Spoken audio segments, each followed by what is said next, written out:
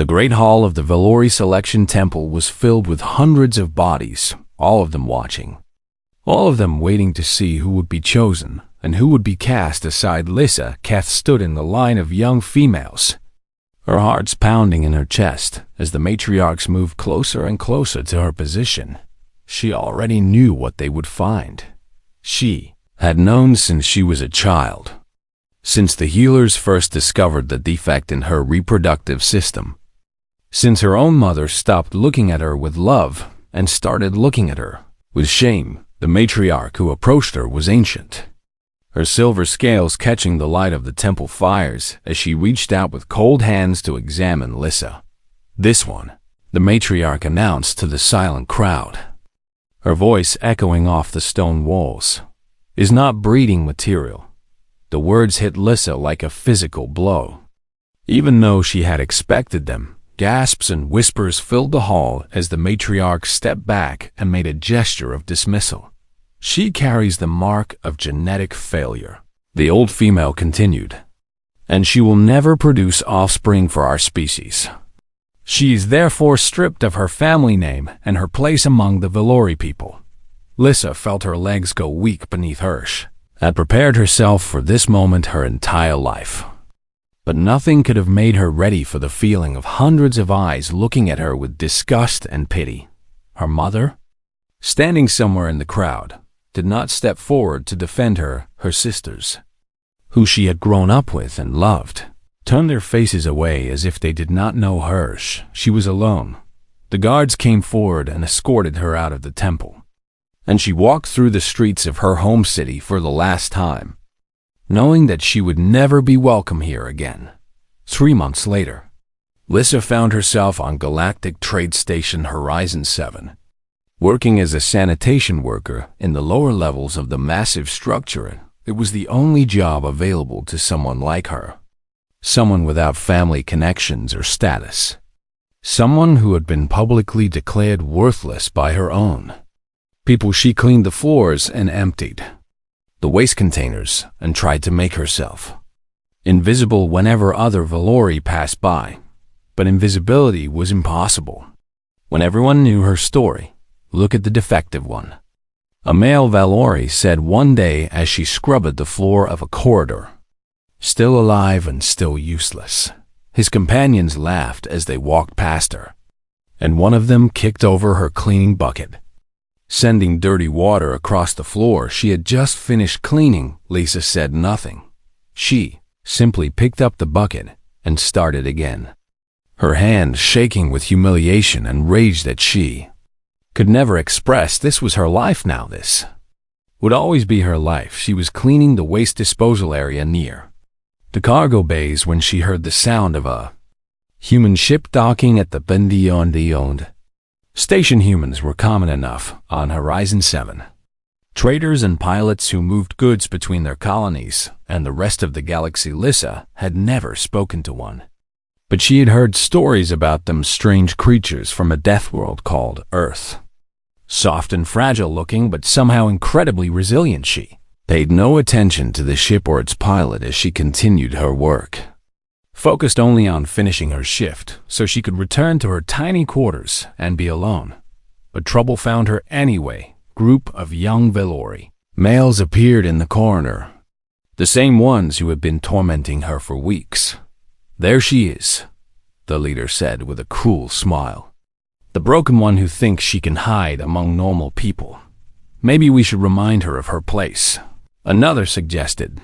They moved toward her, and Lissa backed against the wall, knowing that there was nothing she could do to stop whatever they had planned. The leader grabbed a container of organic waste and held it over her head.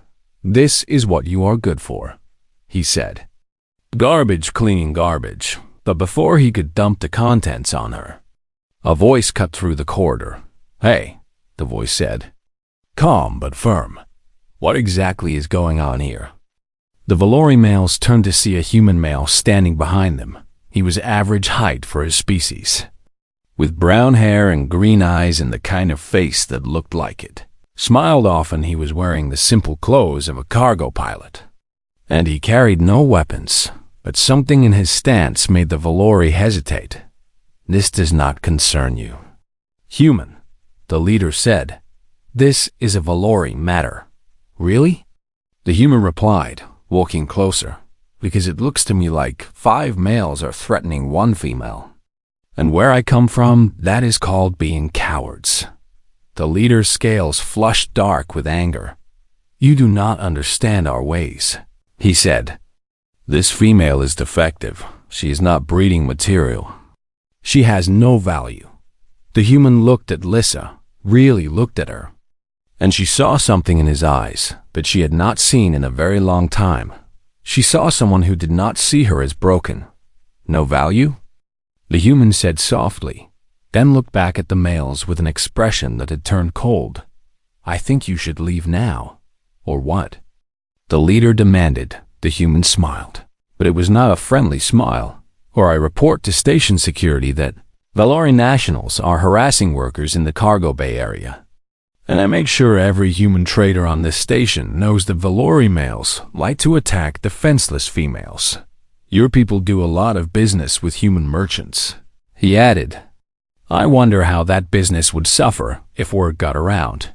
The threat was clear, and the Valori males understood it. They exchanged glances. And then the leader made a sound of disgust and turned away. "She is not worth the trouble," he said as they walked off. "Enjoy your garbage, human." When they were gone, the human turned back to Lissa with a much gentler expression. "Are you okay?" he asked. Lissa opened her mouth to respond, but no words came out. It had been so long since anyone had shown her kindness that she had forgotten how to react to it. "My name is Daniel Carter," the human said, extending his hand in what she knew was a human greeting gesture. "And I could really use some company for dinner if you are interested." Lissa stared at his hand for a long moment. Then, slowly, she reached out and took it. "I am Lissa," she whispered, her voice rough from disuse. "Just Lissa." "Well, just Lissa," Daniel said with a warm smile. "It is very nice to meet you, and for the first time in months." Lissa felt something other than despair. She felt hope. The station cantina was crowded with beings from dozens of different species, all of them eating and drinking and talking in languages that Lissa could not understand. She sat across from Daniel Carter, at a small table in the corner, her hands wrapped around a cup of warm liquid that he had ordered for her. "It is called tea," Daniel explained. "Humans drink it when they need comfort." Lissa took a small sip and found that it was pleasant, warm and slightly sweet with a flavor she could not name. "Thank you," she said quietly, "for helping me." And for this, Daniel shrugged, as if what he had done was nothing special. "I do not like bullies," he said simply. "Never have and never will." They sat in silence for a moment, and Lissa studied the human sitting across from her. He was strange-looking by Valori standards, with his soft skin and his hair and his single heart beating in his chest. But there was something about his eyes that drew her in, something warm and sad at the same time. "Can I ask you something?" Daniel said. Lissa nodded. "What did they mean when they called you not breeding material?" he asked. "I do not understand why that would matter so much." Lissa looked down at her tea, shame flooding through her body. "Among my people," she began slowly, "a female's worth is measured by her ability to produce offspring. I was born with a condition that makes me unable to bear children, and because of this, I am considered worthless. My family abandoned me, my society rejected me, and I have been told my entire life that I am a genetic dead end with no purpose." She waited for Daniel to look at her with the same disgust that her own people showed her, but when she looked up, she saw only sadness and anger in his green eyes. "That is terrible," he said, his voice tight with emotion. "That is one of the most terrible things I have ever heard." Lissa did not know how to respond. "On Earth," Daniel continued, "we have learned that a person's value has nothing to do with what their body can or cannot do. Some of the greatest humans who ever lived never had children, and they changed the world in ways that matter far more than reproduction. He reached across the table and gently touched her hand. "You are not worthless, Lissa," he said. "Your people are wrong about you." Lissa felt tears forming in her eyes, and she quickly looked away. "You do not know me," she whispered. "You do not know if I have any value at all." "Then let me get to know you," Daniel replied. "Let me find out for myself." Over the following weeks, Daniel kept coming back to Horizon 7. His trade route did not require such frequent stops at the station, but he always seemed to find a reason to be there. Each time he came, he sought out Lissa and brought her small gifts. He brought her foods from human worlds, strange fruits and sweet treats that tasted like nothing she had ever experienced. He brought her books filled with pictures of Earth, showing her mountains and oceans and forests full of life. He brought her a soft blanket made from something called wool, and when she wrapped it around herself, she felt warm for the first time since leaving her home world. The other Valori on the station noticed what was happening. The defective one has found a pet human? They whispered and laughed. Even aliens pity her now. Some of them approached Daniel directly and warned him that associating with Lissa would damage his reputation as a trader. No one will want to do business with a human who keeps company with broken goods. A Valori merchant told him. Daniel looked at the merchant with an expression that could have frozen water. "I will take my chances," he said, and walked away. One evening, after they had shared another meal together, Daniel asked Lissa to walk with him to the observation deck. They stood together looking out at the stars, and Lissa felt something she had not felt in years. She felt peaceful. "Lissa," Daniel said softly, "I have been thinking about something." She turned to look at him, and she saw nervousness in his face. "You do not have to stay here," he continued. "You do not have to keep working in the waste systems and being treated like you are nothing. You could come with me on my ship, and we could travel together." Lissa's heart stopped beating for a moment. "Why would you want that?" she asked. "Why would you want someone like me with you?" Daniel turned to face her fully, and he took both of her hands in his. "Because I see who you really are," he said.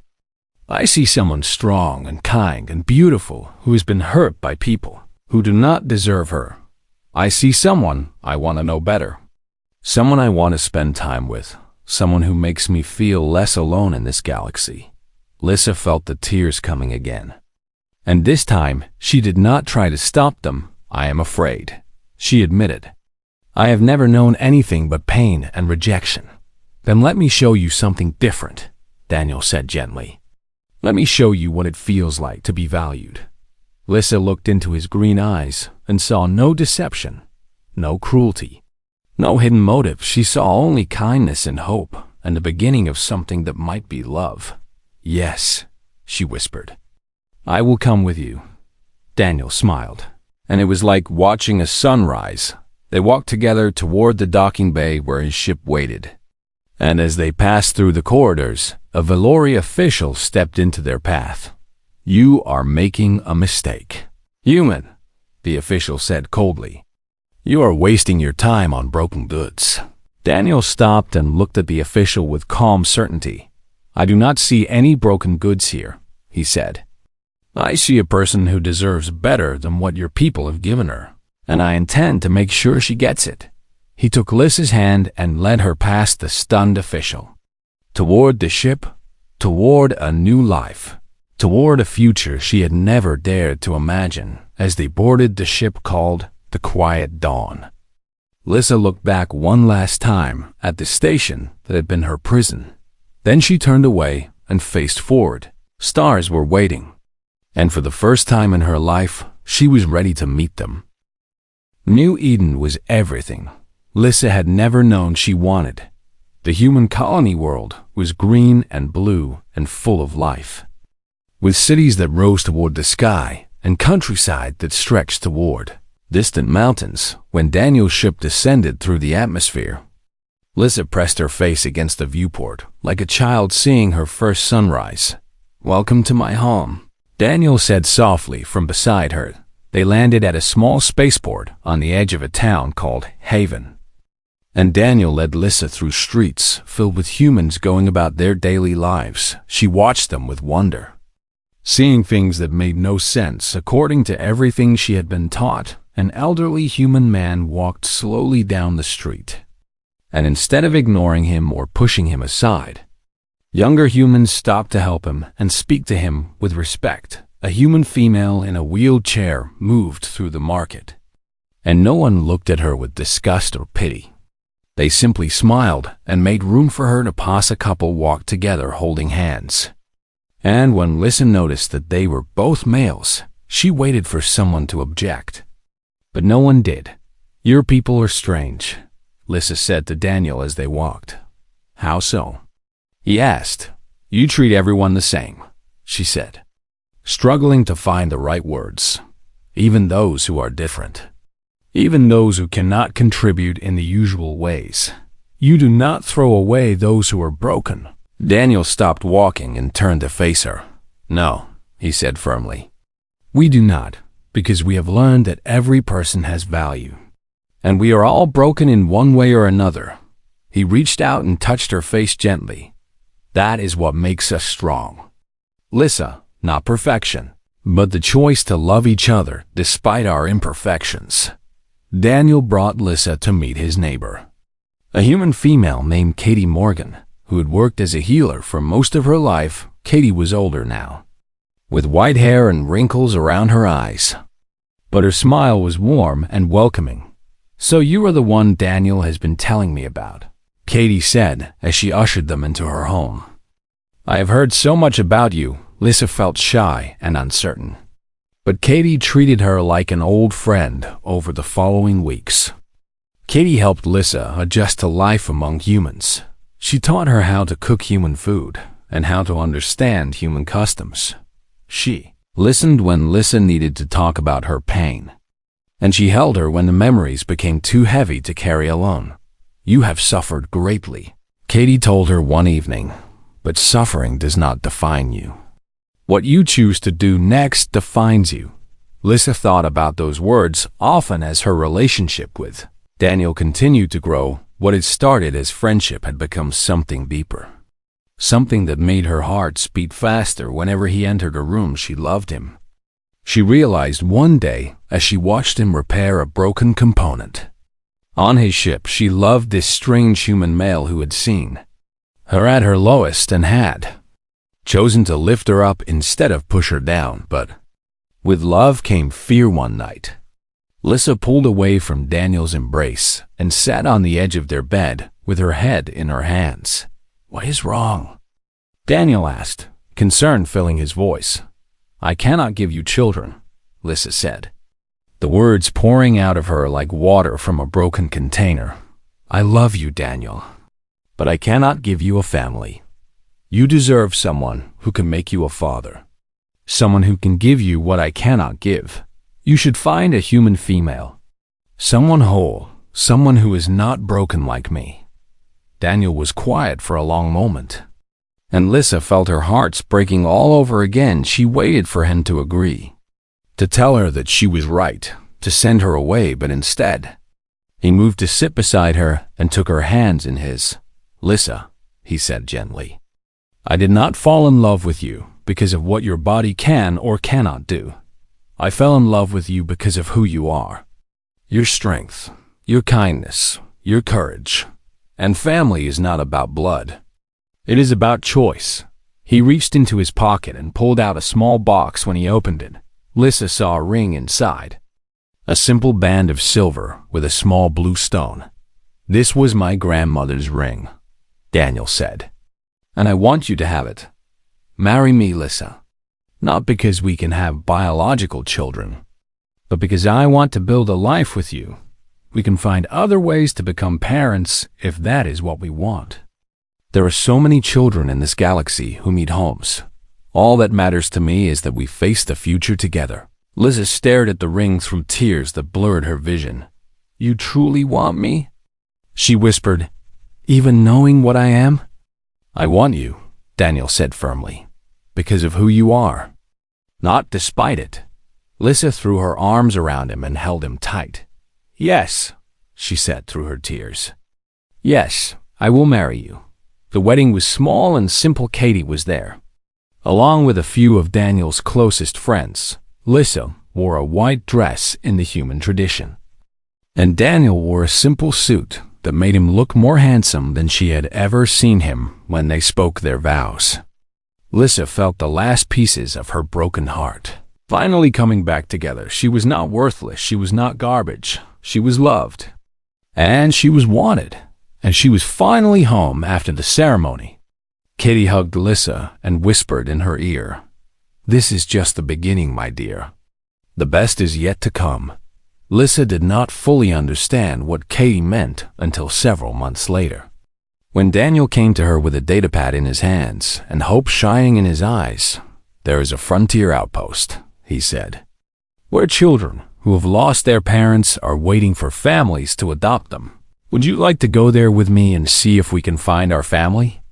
Lissa looked at her husband, this wonderful human who had given her everything she had ever needed. "Yes," she said with a smile that came from the deepest part of her soul. "I would like that very much." The frontier outpost was a gray and tired place, built from metal and necessity in a region of space where danger was never far away. Daniel guided the quiet Dawn through the docking procedures while Lissa sat beside him, her hands folded tightly in her lap. "Are you nervous?" Daniel asked. "Yes," Lissa admitted. "I do not know if I can be a mother. My people never taught me how to nurture or care for children because they decided I would never need to know. What if I fail?" Daniel reached over and squeezed her hand. "You will not fail," he said. "I have seen the way you care for others, Lissa. You have more love in you than anyone I have ever known. Whatever happens, we will figure it out together." They disembarked and made their way through the outpost to the section where the orphan children were. House the human male met them at the entrance, his face tired but kind. "I am Scott Bradley," he said, shaking their hands. "I run the children's housing section here. Thank you for coming all this way." He led them through corridors lined with doors behind which Lissa could hear the sounds of children playing and talking and sometimes crying. "These children have all lost their parents to various tragedies," Scott explained. "Pirate attacks, accidents, disease, the dangers of frontier life. We do our best to find them homes, but it is not always easy. Many of them have been through terrible experiences, and some have difficulties that make placement challenging." They entered a common area where children of various ages were scattered around the room. Some played games, some read books, some simply sat alone and stared at nothing. Lissa felt her heart's ache at the sight of so much pain in such young faces. "Take your time," Scott said. "Get to know them and let me know if anyone connects with you." Daniel and Lissa moved through the room, speaking with different children and trying to find someone who felt right. But as they talked, Lissa's attention kept being drawn to a corner of the room where a small girl sat alone. The girl had dark hair and dark eyes, and she was maybe 7 or 8 years old. She was not playing or reading or talking to anyone. She was simply sitting with her knees pulled up to her chest, watching the room with an expression that Lissa recognized all too well. It was the expression of someone who had given up hope. "Who is that girl?" Lissa asked Scott quietly. Scott's face became sad. "That is Maya," he said. "She has been with us for almost 2 years now. Her parents were killed in a pirate raid on their colony, and she was the only survivor. She has not adjusted well. She has anger issues and behavioral problems, and every family who has considered adopting her has ultimately passed. I care about her very much, but I am running out of options." Lissa looked at Maya and felt something stir in her chest. "May I talk to her?" she asked. "Of course," Scott said, though his tone suggested he did not expect anything to come of it. Lissa walked across the room and sat down on the floor near Maya. Not too close, just close enough. Maya glanced at her with suspicious eyes. and then looked away. "Hello," Lissa said softly. "My name is Lissa." Maya did not respond. "I am not human," Lissa continued. "I come from a world far away where people have two hearts and scales instead of skin."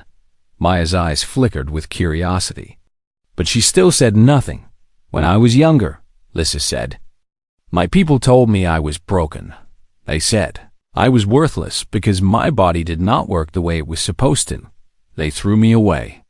And for a long time I believed them." Maya finally turned to look at her fully. "Why are you telling me this?" the girl asked, her voice rough from disuse. "Because I see something in you," Lissa replied. "I see someone who thinks she is not wanted. Someone who has been hurt so badly that she has stopped believing good things can happen. I know how that feels." "Maya, I know it better than anyone." Maya stared at her for a long moment. "Everyone leaves," Maya said quietly. "Everyone who says they want me changes their mind, so I stopped trying to make them stay." Lissa felt tears forming in her eyes. "I understand," she said. "I spent years trying to be invisible because being seen only brought pain. But then I met someone who saw me anyway, who chose me anyway, who loved me anyway. And I learned that sometimes the universe sends us exactly what we need, even when we have stopped looking for it." Maya's lower lip trembled. "Are you going to leave too?" she asked. "Are you going to change your mind like everyone else?" Lissa moved closer and held out her hand.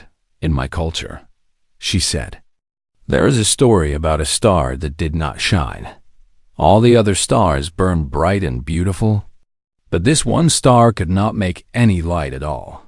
The other stars mocked her and called her broken, and she believed she had no purpose. But one day, a lost traveler was wandering through the darkness of space, and all the bright stars blinded him so much that he could not find his way. It was the dark star who guided him home. Because sometimes what we think is a weakness is actually a gift." Maya listened with wide eyes. "Am I the dark star?" she asked. "We both are," Lissa replied. "And maybe we can learn to shine together." A single tear rolled down Maya's cheek. "Are you broken too?" she whispered. "Yes," Lissa answered honestly. Maya looked at Lissa's outstretched hand for a long moment. Then she reached out and took it. "Can we be broken together?" Maya asked. Lissa pulled the little girl into her arms and held her tight. "Yes, my dear one," she whispered. "We can be broken together, and maybe, in time, we can help each other heal." From across the room, Daniel watched with tears streaming down his face. He walked over to Scott and spoke with a voice thick with emotion. "We want to adopt Maya," he said. Scott looked surprised. "Are you certain?" he asked. "I have to be honest with you. She is difficult, and she may not bond easily." Daniel smiled through his tears. "That is fine," he said, looking at his wife holding their future daughter. "My family specializes in healing difficult wounds. We will take her home." 2 years had passed since Maya came home with them, and the house on New Eden was filled with sounds that Lissa had never expected to hear. Laughter echoed through the rooms as Maya ran from kitchen to living room, playing games that she invented and changed by the minute. Music played from the speakers as Daniel taught their daughter human songs. And sometimes Maya would ask Lissa to sing Valori melodies, which she did with joy in her heart. The walls were covered with drawings that Maya had made. Pictures of stars and ships and a family with scales and smooth skin standing together. Lissa stood in the kitchen preparing a human meal called pasta, which had become Maya's favorite food. The recipe had taken her months to learn properly, and now she could make it without even looking at the instructions. "Mom," Maya called from the other room. "Dad says the ship is ready for our trip." Mom, that word still made Lissa's heart swell. Every time she heard it, she walked into the living room where Daniel was checking his datapad, and Maya was bouncing with excitement. "Are we really going back to the station where you met Dad?" Maya asked, her eyes bright with curiosity. Lissa felt a flutter of nervousness in her chest. "Yes," she said. "Your father's trade route is taking us through that sector. I thought it might be good for you to see where my journey truly began." Daniel looked at her with concern. "Are you sure about this?" he asked quietly while Maya ran to get her travel bag. "You do not have to go back there if it will be too painful." Lissa took his hand and squeezed it. "I am not the same person who left that station years ago," she said. "I was afraid and broken and alone. Now I have you and I have Maya and I have a life filled with love. I want to show our daughter that the places that hurt. US do not have to control us forever." Daniel kissed her forehead. "Then let us go show them who you have become." The journey to Galactic Trade Station. Horizon 7 took several days, and Maya spent the time asking endless questions about Lissa's species and culture. Lissa answered everything honestly, even the hard parts about how her people had treated her. "That is so mean," Maya said with a child's clear sense of justice. "Why would anyone treat you like that just because you are different?" "Fear," Lissa replied, "and tradition, and the inability to see value in anything outside of what they expect. But humans taught me that there is another way." Maya nodded seriously. "I'm glad you found Dad," she said. "And I'm glad you found me." Lissa hugged her daughter close. "So am I." "Little one, so am I." When they arrived at Horizon 7, Lissa was struck by how little the station had changed. The same gray corridors stretched in all directions. The same artificial lights hummed overhead. The same mix of species moved through the trading areas, but Lissa herself had changed beyond recognition. She walked through the station with her head held high, her husband on one side and her daughter on the other. She was no longer a broken thing trying to be invisible. She was a mother, a wife, a person of worth and dignity. They were near the main trading hall when Lissa saw a group of Valori approaching. Her hearts began to beat faster as she recognized some of the faces. Traders and officials who had been on the station during her darkest days. And at the front of the group walked a silver-scaled matriarch whose face Lissa would never forget. It was the same matriarch who had declared her worthless at the Selection Temple. The same one who had stripped away her family name and cast her out of Valori society. The matriarch's eyes found Lissa, and recognition flashed across her ancient face. She stopped walking, causing her entourage to stop as well. "Well," the matriarch said, her voice dripping with contempt, "the defective one has returned. I would have thought you would stay hidden in whatever hole you crawled into after leaving here." Lissa felt the old fear trying to rise up inside her, but she pushed it down. "I am not hiding," she said calmly. "I have come to show my daughter where I began my journey." The matriarch looked at Daniel with disdain and then at Maya with confusion. "Your daughter?" she sneered. "You cannot have a daughter. You are not breeding material, or have you forgotten your defect?" Before Lissa could respond, Maya stepped forward and took her mother's hand. "Why are you being mean to my mom?" Maya asked, looking up at the tall Valori female. Without fear, the matriarch was caught off guard by the small human child addressing her so directly. "Child," she said coldly, "this female cannot be your mother. She is incapable of producing offspring." Maya tilted her head with a confused expression. "So what?" she asked. The question was so simple and so sincere that the matriarch seemed to have no answer. "My mom is the best mother in the whole galaxy," Maya continued, her voice strong and clear. "She sings me songs from her home world and makes the best pasta and always knows when I am sad. She tells me stories about stars that do not shine, and she never ever makes me feel like I am not wanted." Maya looked up at Lissa with complete love and adoration. "Being a mom is not about making babies," the little girl said. "It is about loving someone and choosing them every single day. My mom chose me when nobody else wanted me, and I chose her right back." The trading hall had gone quiet as beings from many species stopped to watch and listen. The matriarch stood frozen. Her mouth open but no words coming out. I was broken, Maya added, looking back at the Valori delegation, and so was she. But we found each other, and now we are a family. And I feel sorry for you, because you do not understand what that means. Lissa felt tears streaming down her face as she knelt down and wrapped her arms around her daughter. Thank you, Maya, she whispered. Thank you for teaching me what family really means. Daniel stepped up beside them and put his hand on Lissa's shoulder. We should go, he said gently. Our family has somewhere better to be. They turned and walked away from the stunned Valori, leaving them standing in silence with nothing to say. As they made their way back to the quiet dawn, Maya looked up at Lissa. Mom? She asked. Yes, little one? I love you. Lissa smiled through her tears. I love you too, Maya. More than all the stars in the sky. They boarded the ship together. This family made not from blood, but from choice.